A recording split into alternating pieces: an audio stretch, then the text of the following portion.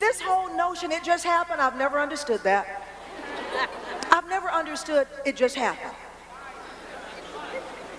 Because clothes have to come on. Some action has to take place.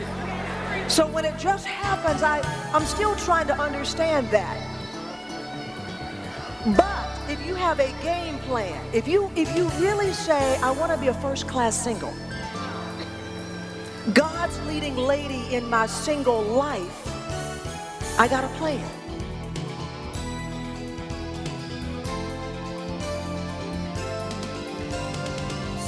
That was author and former broadcast journalist Cheryl Martin, the host of Excellent Living, a weekly program designed to inspire women to do all of life God's way because it's the best way.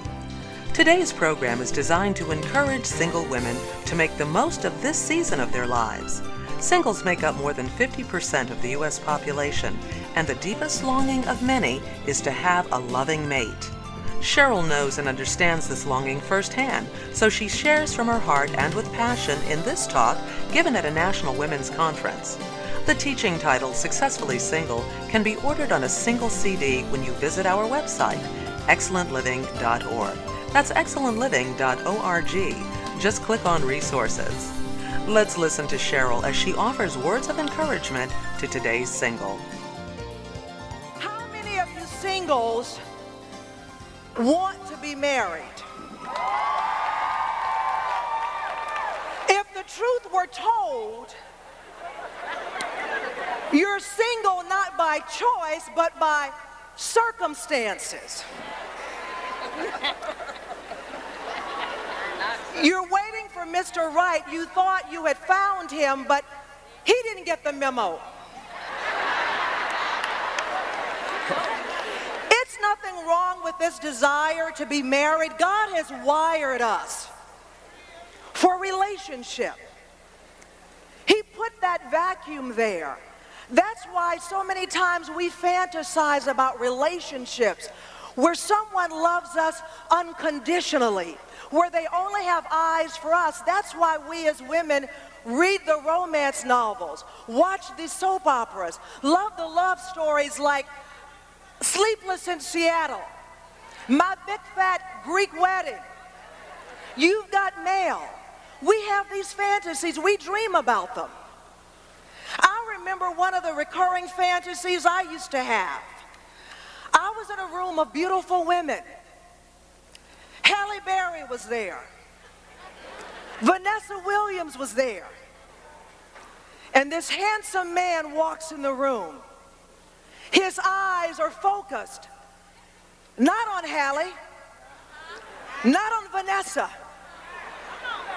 but on me. A recurring dream. An article in Newsweek talked about there's a betrayal not of the flesh or the heart because we are starving for emotional connections. That's why you see the proliferation of online dating services, personal ads, this soul hunger. So if God has created this vacuum, if there's nothing wrong with the desire for marriage, what is a woman to do? How can a single woman become successful and satisfied? This is a question I've asked myself many, many times over the years. And as a Christ follower, I begin to say to the Lord, since I am not married, I don't want to endure my singleness, I want to enjoy it. So I begin to think about this. If I am single, I decided one day, Lord, I want to be not just an average single. I'm your child. I want to be first class. First class. First class means exceptional, not mediocre. First rate. So then I begin to ask myself, from God's perspective, what would a first class single look like? Because if you're going to be a leading lady, God's leading lady, you've got follow his script of what a first-class single looks like. I didn't want to languish. So as a result of studying his word, going through my own life experiences and the experiences of others, I came up with some principles, and I penned them in a book called First Class Single: Rules for Dating and Waiting God's Way. Many of the tips are practical. For example, don't marry potential. What do I mean by that? You have to ask yourself, if he never changes, can I live with that? You say he has potential, but he's 60 years old. It hasn't come forth yet? See, we women like to work with a man. Work with it. Work with it. Number two, you look at the signs and then you wonder. He says he wants a job. But every day he's waking up at 11 o'clock in the morning, wonder. Look at the sign and then wonder. He took me out to eat, but he forgot his credit card and cash. Wonder. That's a sign. But I'm not going to deal with those points today. You'll have to get the book at my resource table, but I am going to talk about 5 that I believe are critical for a woman to be not only single, but successful and satisfied. This God's leading lady who is single will first of all pursue God and not a guy. That soul hunger that I was talking about, God specifically placed that vacuum that only he could fill. He wanted us to have a relationship with him first before we have a healthy relationship with a man. Many of us are getting it backwards. We put God on the back burner when we meet a man, and then we can't handle what he's dishing out. We're looking for him to fill that vacuum that only God could fill. He wanted to present to a man a whole woman. I'm not looking for my other half. It takes 2 whole eggs to make an omelet. If one egg is rotten, you got a rotten omelet. First things first, that vacuum God put there for him. He says, let me affirm you. Let me make you whole. He says you are fearfully and wonderfully made. In other words, you are a fine woman. So if you have allowed God to love on you, guess what? You won't get so excited because a man told you you're fine. You already know that. You're not desperate, as if you've never gotten a compliment. The God of the universe has already said, you are fearfully and wonderfully made. I have crafted you exactly the way I want you. But I want you first and foremost to be passionate about me, your creator.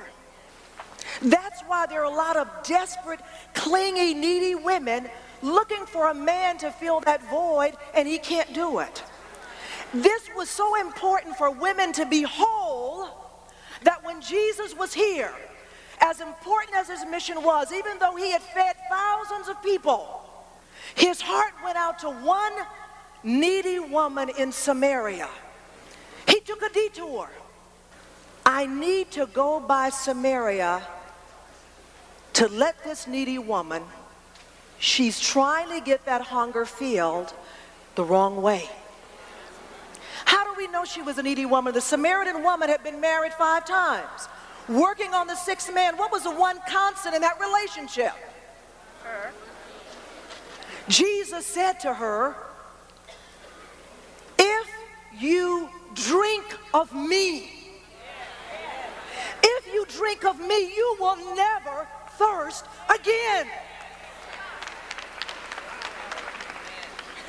Drink of me. Don't have a surface relationship. The God we serve is a jealous God. No one should occupy the top tier of our hearts but God. It said in the Old and New Testament, you must love the Lord your God with all of your heart, with all of your soul, with all of your mind. All means all. There have been times I've been needy in my life. That's why I can recognize a needy woman from a mile off, and so can a man.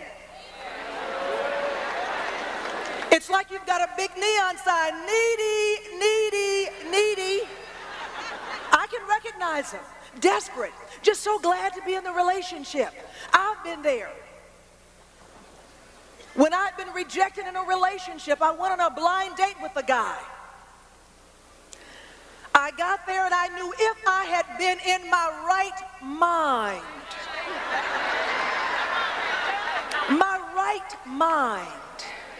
if I'd been a whole woman, it would have ended there. I came home, I had a terrible headache. I needed 2 aspirin. I called my mother, told her what had happened. She was ready for 2 aspirin and to go to bed. But did I stop the relationship there? No. I went out with him a few more weeks. Why? He was affirming me, telling me things I hadn't heard. I'd just come out of rejection. And when I finally got the strength to get out of that relationship, I asked the Lord, as I always do, what happened? What went wrong with this picture? He said, I'm glad you asked. I was waiting. If you ask him, he will tell you. He said you were needy. Needy. He said, spend more time with me and let me affirm you. I have no hidden agenda. I will not use you. Spend time drinking of me, and I will fill your cup. See, when you are a healthy, whole woman with God, it's going to affect how you date. You'll be able to say yes or no, no thank you, because you're very clear about who you are, because you are a whole woman. So you may ask, Cheryl, how do I pursue God? Some of us have accepted Christ, but we're really not pursuing him with a passion. First of all, if you haven't accepted Christ, you say, you know what? I invite you to invade my life and change me from the inside out. When you're passionate about someone, you spend as much time with them as possible. All you have to do is think about, when you're crazy about a man, how you respond. He's on your mind. Every free moment. Put Jesus on your mind at every spare moment. Wake up in the morning with your mind on him. You're going to read his love letter to you, the Bible. Let me see what you're saying about me. I have plans for you. That's what he's saying. Communicating with him, meditating on his word.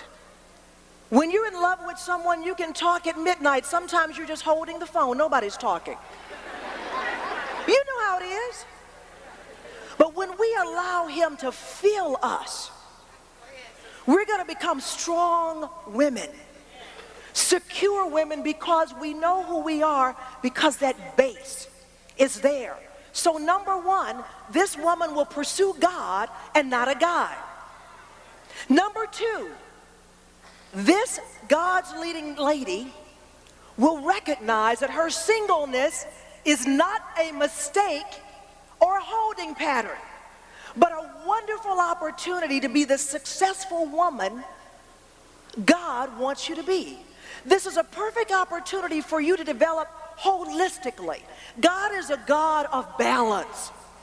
He wants us to develop educationally, socially, physically, and spiritually. This is a time, if those dreams are there, to work them, to get that degree.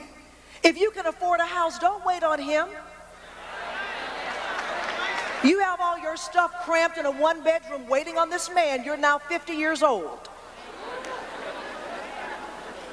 Live in the present, recognizing it's not a mistake. This is the time, Lord, I want to be all that you want me to be. You don't have a lot of the distractions. Wherever you are, be all there. If you want to travel abroad, this is the time to do it. If you want to go back and get that master's degree, this is the time to do it. It is not a mistake. And you know what I've discovered in reading the Word? The ultimate matchmaker, if you look at some of the greatest matches in the book of the Bible, those women were busy working. They were not at home watching TV, eating Krispy Kreme donuts, depressed about their state. Ruth could have been depressed. A young, poor widow living with her mother-in-law who was a widow. They could have both had a pity party every day. But they had pursued God first. Ruth was working. And it just so happened her God led her to the field of a wealthy man. I love this story. She caught his eye. And we know the story, but she was busy as a single, not focusing on what she didn't have, but what she did have. How many of us moan we have a negative litany of what we don't have rather than I need to maximize this moment? God did not forget me. There is something he wants to accomplish in me as a single. Rebecca, the same thing. What if she hadn't been watering those camels but decided to sleep in that day? She didn't know that there was a divine connection with Abraham's servant who was scouting for a wife for Isaac. But she was working where she was. I'd hate to miss my package because I wasn't doing what God had called me to do. So number two, it's not a mistake or a holding pattern, but it's a wonderful time to develop to be all that God wants you to do. Number three, this first-class single, God's leading lady, is going to honor him in her dating. She's going to set boundaries before she meets Mr. Right. So you need to know what you're about before you meet the man. You need to know your boundaries. You don't let him set the boundaries. See, when the windows in the car are getting fogged up, is not the time to try to figure out how far you're going to go. You need to already know how far you're going to go, and this woman knows sex is off limits until I do. Now, I know society, if you watch the music videos and listen to the love songs, it would imply that everybody's doing it. But again, this woman, first rate, exceptional. She understands that God would never ask her to disobey him to get the package that he has for her. Does that make any sense? That your testimony in church would be, I just thank God for blessing me with this man. You know, we slept together about 50 times, but I just praise God for blessing me with this man. You know, I had to sleep with him to get God's best. I just want to give praise, glory, and honor to God.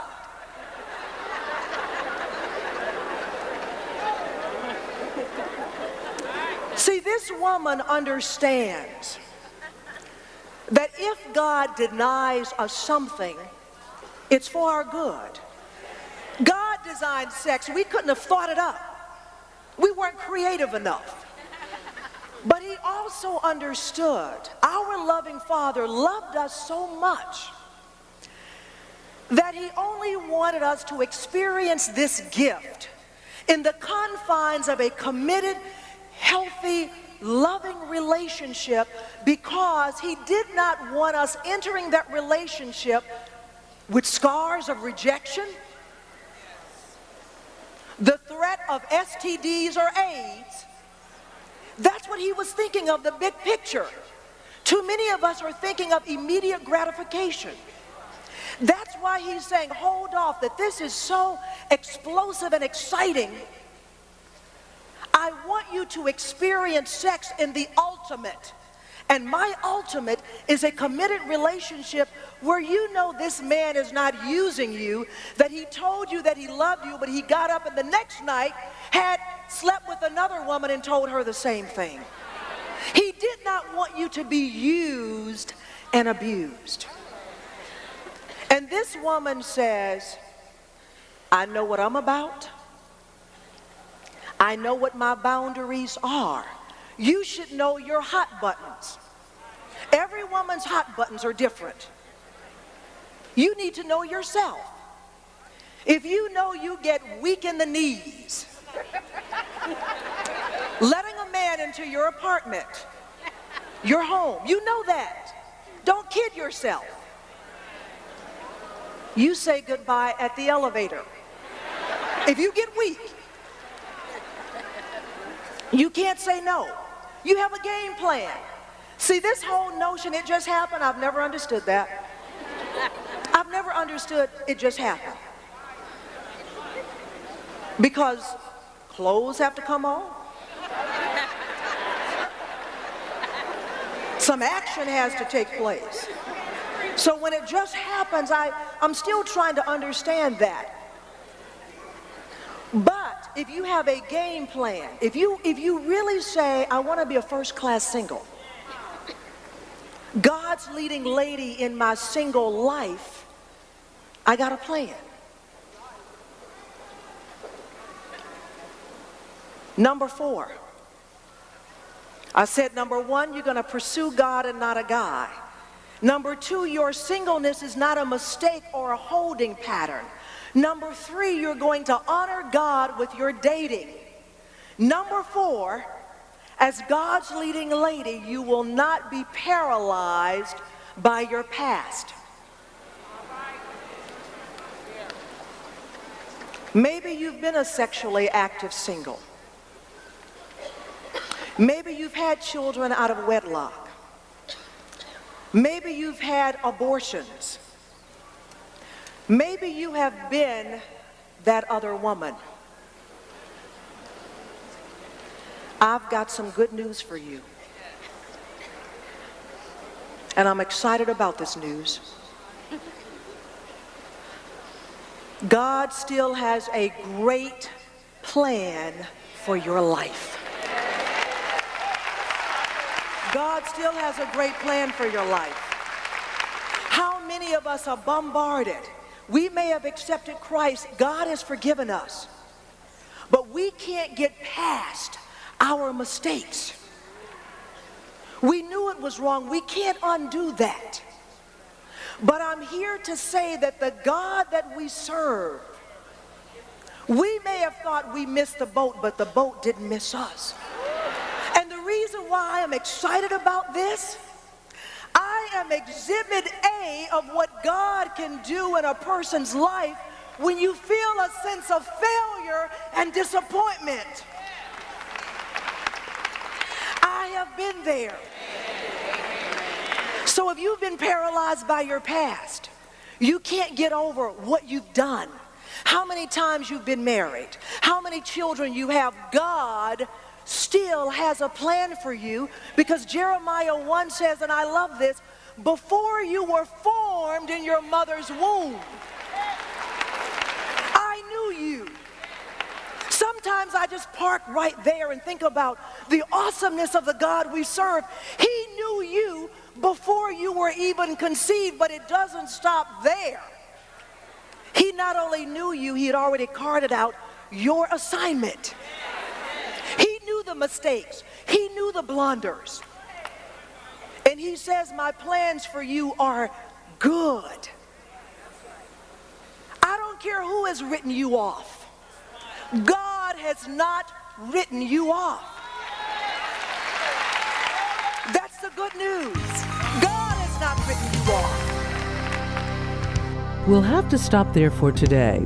You've been listening to a passionate and practical presentation by Cheryl Martin called Successfully Single. We will air the conclusion of this talk next week here on Excellent Living, but you may want to order your own CD copy of the presentation to listen to again, or pass it on to encourage a single friend. It would make a great gift.